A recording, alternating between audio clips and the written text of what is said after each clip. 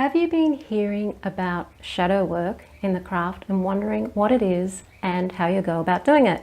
Hi, I'm Sandra from MysteryWitchSchool.com, and if you're new to Wicca or Witchcraft and you want to find out more about how to train, then hit the subscribe button below so that you don't miss anything. In this video, I wanted to talk about shadow work because in some traditions it pops up in second degree work if you're working within those particular traditions, and it is also a part of the magical path of self-knowledge or know thyself. Shadow work is getting to know those parts of yourself that you're denying you have. Witchcraft, Wicca, any paganism and the magical path and the mystical paths as well understand that there is no duality. So when we think of duality, that's like good and evil, good and bad. That ultimately it's about polarity, not about whether something is good or something is bad. Because something may be good for one person and bad for another. Something may be bad and end up producing good. So a bad action may produce good, or a good action can sometimes produce bad, okay, or harmful. So it's a case of understanding that that whole concept of good and evil, as is taught by the Abrahamic religions, isn't the way that what we believe in paganism and a lot of the Eastern religions as well. It's an understanding that there's polarity, and that in order to have creation, you have to have destruction. And it's not condoning being deliberately harmful to anybody or deliberately trying to create harm. It is about understanding that when you look at nature, you see predatory animals and you see the animals that get eaten. The animals that get eaten often eat plants. So plants get devoured in order to produce life and to help life continue. The plants are also devouring aspects of the minerals. There's all of this creation destruction going on in nature, and it's not valuing it or judging it in any way. Shadow work is about owning those parts of yourself that your tribe, so your family, your culture, the religion you grew up in, has deemed to be bad or wrong. And it's not like the shadow qualities are necessarily good. They're qualities that we all have within ourselves, and they are actually the seat of your power when used wisely and in a positive way. So the shadow qualities are things that we call greed, selfishness, narcissism, emotions that you may experience like anger, things we don't want to express about ourselves, things we don't want people to know about ourselves. And the shadow work is in understanding that those parts are just as much a part of ourselves as they are in anybody else.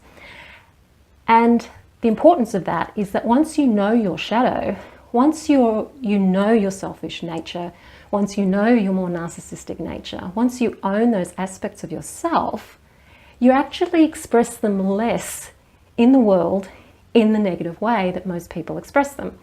The shadow selves of selfishness, greed, narcissism, though to name just a couple or a few, will express themselves anyway.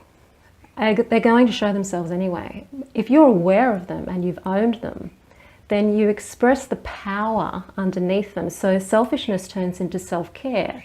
Narcissism just turns into self-love and respect for yourself and having healthy boundaries. And greed is really just understanding that we do actually live in an abundant universe, and that as magical practitioners, we're not going without. We can create our own reality. So we don't need to be hoarding things and being greedy, because we can always have what we want. We already have what we want. So those negative sides of narcissism, greed and selfishness, for example, don't produce themselves in those negative ways that you see them being produced, because when you actually are in touch with those aspects of yourself, they end up becoming more benign, and you can use them in ways that are helpful in the world and helpful to not just yourself but to other people as well. But before you can do that, you have to own them.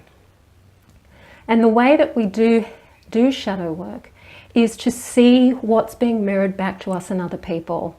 If you have people in your life that are narcissistic or greedy or selfish, and you find they keep popping up in your life, then they're just mirroring to you your selfishness that you need to get in touch with, your narcissism that you need to get in touch with.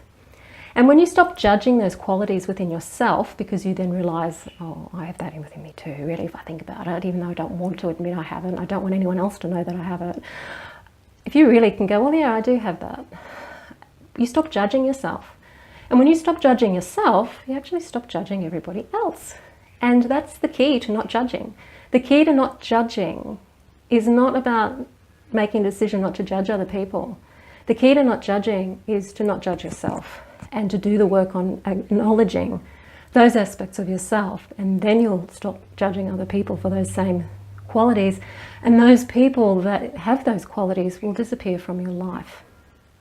The same goes for your positive qualities, the qualities that you have in yourself that are really positive, but you don't feel confident that you have them or confident in expressing them. They will come up in people coming into your life who you admire. If you admire certain people and you look at what those qualities are that you admire in them, they're actually qualities that you have in yourself that you're not allowing yourself to express, because you may not feel confident enough in expressing them, or you may feel shame around expressing them. Maybe you've been shamed in your upbringing in many ways, and so you don't feel confident expressing those parts of yourself. Shadow work isn't just about looking at the dark, it's looking at the light as well, and seeing what other people in your life are mirroring to you about yourself, and taking that responsibility on yourself. So instead of blaming other people for the things that happen to you, or blaming the governments for things that are happening, looking inside yourself and seeing what you can change about your view of the world, your view of yourself, and working from the inside out. And that's how you change your world. That is the alchemy of self-knowledge and self-growth, and contributes significantly to the results of the magic that you do. Magic isn't just about bringing in love or bringing in money or bringing in circumstances. It's about changing yourself and your psyche in order to be able to be more fully expressive of who you really are. And that's where the shadow work comes in, and that's why the shadow work is really important. A lot of these feelings of shame, not being good enough, not being able to express who you really are in the world, having these blocks to being able to express your potential in the world, a lot of this comes from our programming of when we were growing up. And that's our parents, our family, our schooling, the religions, the culture. Everything contributes to that. And as children, we put limits on ourselves in order to keep ourselves safe in the environment that we're in. So we will stop certain behaviors because they're not safe. We'll be punished for them. So therefore we stop our self-expression, and we stop expressing who we really are, parts of ourselves that we're not allowed to express as children because the adults shame us for it, or they've either shamed you for it, or you've got into trouble for it. And even though, yes, as children there are things you can't do, that there are things that you can't get away with everything because you're working with a family and with other people who have priorities and things to do. It's about how the adult has treated your expression of yourself. Have they shamed you? Did they punish you? And those things can actually stop you from being who you really are. And then that causes you in adult life to block yourself from achieving what it is that you want to achieve. So working on the shadow work is a really important part of any spiritual path, and particularly in the craft, because in a lot of traditions it's the second degree work.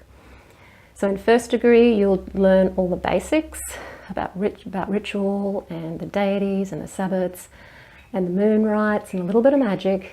And in second degree you generally look at all the different divination techniques, astrology, more advanced magic, and you do the shadow work. And in all honesty, it takes more than a year and a day to do real shadow work. It can take you 20 years to really get into the whole thing of that work. But it is well worth it in the end. And that is part of the path, the spiritual path. That's shadow work. And if you are wanting to do shadow work, I am a EFT practitioner, tapping practitioner, and I do specialize in working with the blocks that are stopping you from being who you really are and achieving what you want to achieve. And I also teach Wicca and Witchcraft. I have a 12-month membership course where you get to learn basically the basics of being a witch and a Wiccan and exploring that deeper side of the practice.